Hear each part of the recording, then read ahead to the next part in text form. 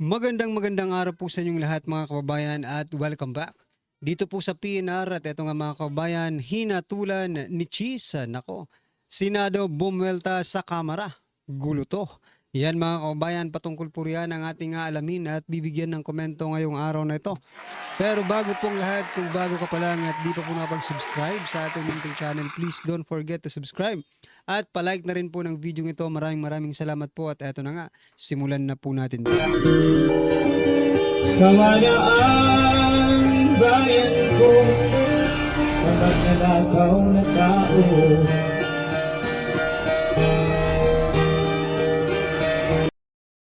So yan mga kababayan, bago po natin muling i-play ang video ito, pasadahan po muna natin ang mga nagtitrending na mga balita dito po sa mundo ng social media. At unahin na nga po natin ito, President Bongbong Marcos Jr.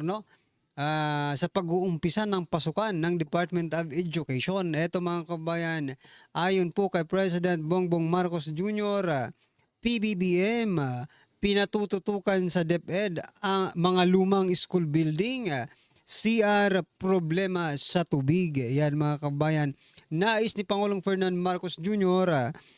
Na makumpuni ang mga lumang gusali ng mga paaralan, gayon din ang pagpapaganda sa mga palikuran at magkaroon ng tubig sa lahat ng mga paaralan sa bansa. Yan mga kababayan, no, matapos pong balikan lang po natin, baka nakakalimutan na ng iba, no? Matapos pong tapyasan ang budget ng Department of Education, eto nagdi-demand po ang ating Pangulo, no, sana may budget sila para rito, no mga kababayan. Para at least may salita, mayroon din sa gawa. Mahirap kung puro salita lang, walang budget, no? Di walang gawa. Oh, yan mga kababayan, problema ng mga teachers yan. 'Di ba? Kung di sana ninyo tinapyasan yung pondo ng Department of Education, di sana, 'di ba? Etong mga sira-sirang ito ay pwedeng ayusin mga kababayan. Pero yan po ang direktiba ng ating Pangulo at gagawan po nila yan ng paraan. But what I'm trying to point out mga kababayan, no, sana hindi po nila binawasan, no, ang pondo ng Department of Education. Yan mga kababayan. Ano po ang inyong masasabi dyan? I-comment nyo na lang po. At eto pa. Eto, sa ano pa rin to, ano? Sa education pa rin na topic, no mga kababayan, PBBM sa mga guro. So, suportahan namin kayo. Ayan mga kababayan. PBBM sa mga guro. So, suportahan namin kayo. Sa Brigada Eskwela 2025 sa San Miguel, Bulacan, inulan ng papuri ni President Bongbong Marcos Jr. ang mga guro sa kanilang galing at sakripisyo. Ayon kay PBBM, may aasahang suporta ang mga guro tulad ng dagdag pondo at bawas trabaho sa papel upang mapagaan ang kanilang tungkulin. Di ba meron na po yan, mga kababayan? Yung hina-hire po nila na parang secretary or something like that, no? Administrative workers, 'di ba? O yun po yung hina-hire nila ngayon. Marami dito nga sa amin, marami po ang na-hire, no, ng mga administrative workers. So that is a good news para naman meron ding oras ang ating mga kababayan. Pero teka lang, no? Teka lang mga kababayan. Balikan nga po natin yung kasi dito ang pinangako lang dagdag pondo, hindi dagdag sweldo. O eto mga kababayan, ito po yung pinangako yata ito ni Angara. Or ito po yung sinabi ni Angara noong pagkaupo niya bilang Department of Education Secretary. Sabi niya po, no, nung ano to September 5, 2024. Ito po ang balita. Mula po ito sa JME News ay sa ABS-CBN News mga kababayan noong September 5, 2024. Sabi po dito, maaaring matupad na ang hiling ng mga guro na dagdag sahod sa susunod na mga taon sa ilalim ng administrasyong Marcos Jr. ayon kay Education Secretary Sani Angara. Ang tanong, nasaan na po ang dagdag sahod na yan? Yan po talaga ang inaabangan ng ating mga kababayang mga guro. 'Di ba? Kung ikaw ngayon ay isang guro at napanood mo ito mga kababayan, malamang masaya ka po nung marinig mo na dagdag sahod. Ang problema, kailan? 'Di ba? Kailan ito mangyayari na dagdag sahod mga kababayan? Ha? Oh, wala sana walang bulahan, 'no? Sana walang bulahan, at saka kung ano yung sinabi yun po ang gawin. Yun lang ang problema sa administrasyong ito mga kababayan sapagkat kabaliktaran po ang nangyayari sa kanilang mga sinasabi. 'Di ba? So hopefully, no? Kasi tayo meron din tayong mga kaibigan, kamag-anak na mga guro, mga kababayan, no? May kakilala tayong mga teachers, no? Yung iba classmate natin, yung iba relatives natin, dagdag sahod sa kanila, ano yan, kadagdagang ano yan, tulong, kung baga, di ba? Kasi alam nyo mga kababayan, pag makikita mo talaga yung mga teachers, hindi lang ano yan kung baga gumagastos din sila ha? Yung mga ginagamit nila sa schools, di ba? Sariling pera nila yan, mga kababayan, baka hindi ninyo alam. Or alam natin, pero wala lang din tayong magawa kasi ano rin tayo kapos din tayo. We cannot help others while helping yourself, Kailangan tulungan mo muna yung sarili mo bago yung iba. Kasi paano ka tutulong sa iba kung sarili mo nga hindi mo matulungan, 'di ba? Yan mga kababayan. Nasaan na kaya itong pangako or itong sinasabi ni Angara? O baka sige sa last term po, baka sa 2028, no, mga kababayan, madagdagan kayo ng sahod mga teachers, 'di ba? Hopefully. O yan mga kababayan, ano po ang inyong masasabi diyan? I-comment nyo na lang po at eto. Ito ang matindi mga kababayan, Torre, kauna-unahang PNP chief na nakipag-ugnayan sa Commission on Human Rights mga kababayan. Itinuturing ng Commission on Human Rights na makasaysayan ang pagdalaw ni Philippine National Police Chief General Nicolas Torre III bilang siya ang kauna-unahang hepe ng kapulisan na bumisita sa kanilang opisina. Ang tanong, ano ba ang inyong pinag-usapan? Ha? Ano po ang inyong pinag-usapan at bakit history ito? Ha? History talaga no? Kasi ngayon lang tayo magkakaroon ng mapayapa ito mga kababayan. Magiging mapayapa po ang ating kapulisan, no? At ang mga criminals, di ba? Kasi nagkakaroon lang naman ng human rights, no? Pag inaakala ng human rights, yung CHR, no, gumagalaw lang sila pag inaakala nila na may nalabag na karapatang pantao. Dahil nga itong si Torre nagpauna na at sinabihan na ang Commission on Human Rights na parang ito opinion lang natin, this is not the exact words, no? Pero bakit ba sila nag-usap, di ba? Ikaw, kung tatanungin kita ngayon, bakit sila nag-usap? Siyempre, pag-uusapan po nila yung mga human rights violation na posibleng maganap or sasabihin nito na huwag kang mag-alala, Commission on Human Rights, no? Sa administrasyon ko, walang human rights na malalabag. Aresto lang kami ng aresto pero walang human rights na malalabag. No? Paramihan na nga arestuhin pero walang human rights na malalabag. 'Di ba? Ito ang matindi dito, mga kababayan. Aresto lang ng aresto pero walang human rights na malalabag. Okay, edi good, 'di ba mga kababayan? Pero history, no? History. Si Torre lang ang lumapit sa human rights. Mukhang magkabate ngayon ang human rights at saka si Torre.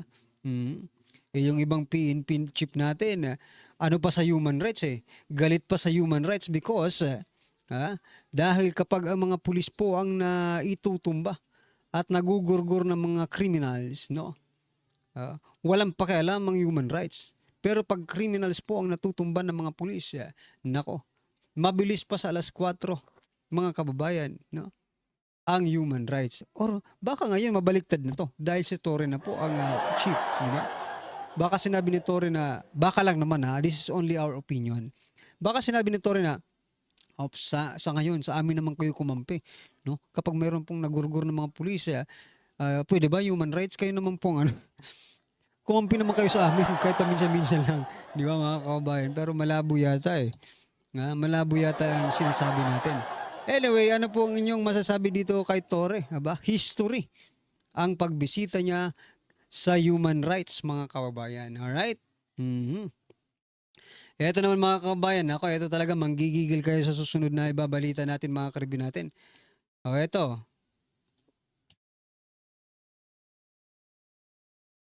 Ito po mga kababayan ang balita. Mula po sa People's Tonight Radio. Mhm. Palarong pambansa athlete, champ incentives, 3,000. Mhm. Pero ito, naispatan sa Emburnal, 80,000. Yan mga kababayan. No?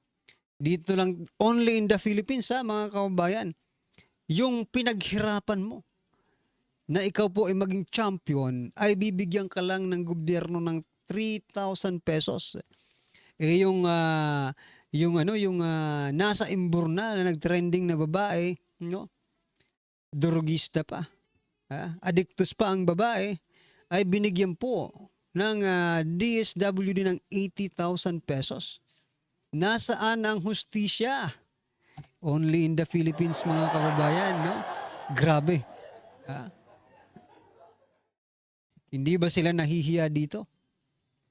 Anong meron dito sa babaeng ito at binigyan nyo ng 80,000 pesos? Ito pa ang karagdagang balita dyan mga kababayan. Ito pong balita. Sabi po ng Department of sabi po ng in charge ng pag-abot program, officer in charge na si Marilyn Moral, hinggil sa pagbibisyon ni Emburnal girl, no? Our social workers for pag-abot program new of Rose's occasional use of illegal substance. And as part of the conditions, she will go under rehabilitation. Nako po. Ay, nako. Hindi, ibigay nyo na yung 80,000 para gumaling na yan. Tuluyang gumaling yan, mga kababayan. Ay, nako, ano ba ito? Yan, karambola na, mga kababayan. Nung una, gusto pang ang gawing ito eh. Gusto pang gawing ambassador ng DSWD. Isa sa ilalim ng Department of Social Welfare and Development, or DSWD, sa rehabilitasyon ang misteryosang babaeng lumitaw sa isang imburnal sa Rufino at Adelantado Street sa Legazpi Village, Makati City noong Mayo. So yan mga kababayan, ngayon i-rehab na po nila. Diba? Ano nang mangyayari? Sa 80,000 na yan. Baka gawing after rehabilitation, ganun pa rin ang gawin ng hinayutak na ito. Mahiya naman kayo sa mga atleta natin. Dito nyo binigay yung 80,000 tapos doon sa atleta 3,000 lang. Diba? Only in the Philippines mga kababayan. Anong meron sa babaeng ito? Hindi kaya, eto nagdududa lang ako mga kababayan ito, duda ko lang naman ito. This is only my opinion. Baka kasi may kakilala po ito na taga DSWD. Kilala siya. Something relatives or friend, no? Sige, ano natin yan kasi kilala ko yan eh. Parang connection, di ba? May connection sa DSWD. Kaya ito, 80,000 pesos. Ano ba ang batayan nila para makakuha ng 80,000 pesos? Nang malaman ng ating mga kababayan, di ba? Malay mo, di ba? May mas nangangailangan pa ng 80,000 pesos kaysa po sa hinayutak na ito. Addictus pa lang ito eh. Kaya nga eh. No? Paparehab nila mga kababayan. Pero binigyan po nila ng 80,000. So, well anyway, yung sabi nila, yung 80,000 daw na yun, mga kababayan, is by tranche nilang ibibigay. Hindi buo. No? Hay nako. Pero what I'm trying to point out here mga kababayan, bakit ganun? No? Hindi patas. Sapagkat dito, sa bagay, magkaiba talaga sila. No? Pero pinaghirapan din ito mga kababayan eh. Atleta ng palarong pambansa, 3,000 lang po. So, hindi po ako hindi ko po sinasabing bigyan nyo ng mas malaki pang reward. No? Pero kung logically, di ba? Pero sa bagay, mas nangangailangan din itong Emburnal na ito eh. No? Kayo na lang bahala. Nakakalito rin minsan eh. No? Kung sino ba, kung kanino ka talaga pabor na tumulungan eh. Kasi ito, ay nako, baka ano lang kasi nito eh. No, bumalik to sa kanyang bisyo, magbisyo lang ulit to sa 80,000, no? Eh, alam mo pa naman ang Pilipino kapag nakakahawak ng medyo malaki-laking pera tapos hindi ka sanay, you are not comfortable with it, mga kabayan. So magagastos mo lang yan ng magagastos nang hindi mo namamalayan. Okay? Anyway, ano po ang inyong masasabi dyan? I-comment nyo na lang at eto pa. Mga kababayan, pag-usapan din po natin itong balitang ito mula po sa News 5, 3 hours ago. Mhm. Support for Romualdez. Sabi po dito, 285 kongresista pumirma sa manifesto of support para kay Speaker Martin Romualdez. Yan mga kababayan. Napatanong ako ulit. Napatanong ako ulit mga kababayan, baka magaya ito doon sa pagpirma sa impeachment complaint, no, mga kababayan. Napatanong ako, magkano kaya? Magkano kaya bawat pirma dito? Diba? Baka ipagpapatuloy yung mga ayuda, diba? Sa kanilang mga nasasakupan. Well, anyway, yun lang ang gusto kong i-point out dito, no? Wala naman tayong problema kung ilan ang sumuporta sa kanya or ilan yung hindi sumuporta. Ang gusto ko lang i-point out dito kasi nung nakaraang pirma-pirma about impeachment complaint, no? Lumalabas na sila po ay napipilitan lang dahil doon sa mga ayuda. Ewan ko lang ngayon, mga kababayan, baka may magsalita na naman ng mga kongresista at ilaglag itong si Speaker Martin Romualdez, ay antayin lang natin, di ba? Dito sa pagpirma nila sa manifestong ito. Alright? Oh, mag-abang-abang lang tayo. Total, mga marites din naman tayo, mga kababayan. Alright? Ito pa mga kababayan, last po natin pag-uusapan bago po natin i-play ang video. Ito po ay patungkol kay Senate President Jesus Escudero. Sabi niya po, sa pagre-reschedule ng pag-convene ng Senado, no? Sabi niya po dito, ni-reschedule ko ang pag-convene mula June 2 to sa June 11 dahil kapag sinasimulan ang trial, hindi na namin matatapos ang trabaho namin sa mga naiwang panukalang batas. Tinapos lamang namin yon, napanood nyo naman siguro last week. Yun pala eh. Yun naman pala. Ha? Yun naman pala mga kaubayan, tinapos lang. Eh, kayo talagang mga inayutak, yung ibang senador, ibang mga tongrista, no? Maging yung hindi tongrista, tulad ni Drilon, hindi naman yan, official ngayon di ba? Pero salita ng salita, yung mga schools, yung mga educators, sabi nga ni Atty. Vic Rodriguez, yung mga educators at yung mga banal, salita ng salita, eto pala ang rason. Mayroon pa silang tatapusin mga kaubayan. Mabibitin siguro, no? Hindi nila ito may may papanukala na mga batas na ito kung hindi nila tatapusin. Sayang din naman, di ba? Pag natapos ito, sige, trial na kayo, bloodbath na yan, di ba? Handang-handa naman si Vice President Sara Duterte. Walang problema doon. Ang problema dito kay Escudero, siya ang may hawak diyan. So, yan, nagsalita na si Escudero na relax lang daw kayo. Ano ba kayo? Ba't hindi kayo makapaghintay? Yan, mga kababayan. Ano po ang inyong masasabi dyan? I-comment nyo na lang. At eto, pasadahan po muna natin ang video ito. Eto na po, bigyan po natin ng kaunting reaksyon. Mga kabayan, 2 araw mula ngayon, magkakaalaman na kung ano ang magiging hatol ng Senado sa nakaambang impeachment trial dito kay Vice President Inday Sara Duterte. Lumalabas kasi nitong mga nakalipas na araw na karamihan sa mga senador ay pabor sa pagpapadismiss sa impeachment case ng pangalawang Pangulo. Maging sa mga dating senador na sumusuporta para ipagpatuloy ang trial ay tila isa-isa na rin nagbabaligtaran ayon mismo sa kapatid ni Pangulong Bongbong Marcos Jr. na si Senator Amy Marcos. Dahil dito, kinuwestiyon naman ni Professor Ronald Llamas ang legalidad ng de facto dismissal na nauna nang inamin at isinapubliko ni Senator Bato de la Rosa. Ayon kay Llamas, walang probisyon sa konstitusyon na nagpapahintulot dito kung saan ay paulit-ulit ng pagbasa sa Article 11. Ibig sabihin, kahit daw matapos ang 19th Congress, ay dapat pa rin ituloy ng 28th Congress ang naturang impeachment trial para dito kay Vice President Sara Duterte Carpio. Nasaan ba sa konstitusyon yung de facto dismissal? Binasa ko yung Article 11 siguro 5 beses. Walang nakasulat doon. Article 11 ng ating konstitusyon, ini-specify yung impeachment. Kaya siya hiniwalay sa definition o sa trabaho ng Senado dahil iba yung impeachment. Magbabago yung katangian ng Senado, magiging siya ay impeachment or trial court. Yung sinasabi nila na dapat ay matapos na dito sa 19th Congress yung kanyang trabaho, totoo, bilang Senado. Pero bilang trial court, magpapatuloy yan. Samantala, binanata naman ni Atty. Harry Roque ang liderato ng Kamara na si Speaker Martin Romualdez Jr. maging ang mga kongresman na nagsulong ng impeachment complaint para dito kay VP Sara Duterte. Ayon kay Roque, hindi sana magtatagal at madidelay ang nasabing reklamo kung agad na umaksyon ang Kamara simulat sa pulang matanggap nila ang unang impeachment complaint laban kay VP Sara. Ang dapat sisihin, yung Kamara de Representante sa ilalim ng tambaluslos kasi nga sila ay nagpapatay-patay. Kung talagang gusto talaga nila tanggalin si BP, dapat nung naihain na yung first impeachment complaint, kinuha na nila yung numero at sinampa na kaagad sa Senado. Nang sa ganon, yung forthwith na binabanggit nila sa saligang batas ay mabibigay implementasyon. Paano ka magfa-forthwith ngayon? Tapos na nga yung buhay ng Kongreso, di ba? So wag po tayo magpapadala sa numero ng mga boses. Kasi nakasaad din sa saligang batas, may mga bagay-bagay na ang boses ng taong bayan ay dapat pakinggan. Una-una, doon sa pagsisanti ng presidente, ayaw nyo naman sisantihin yung bangag ng presidente. No?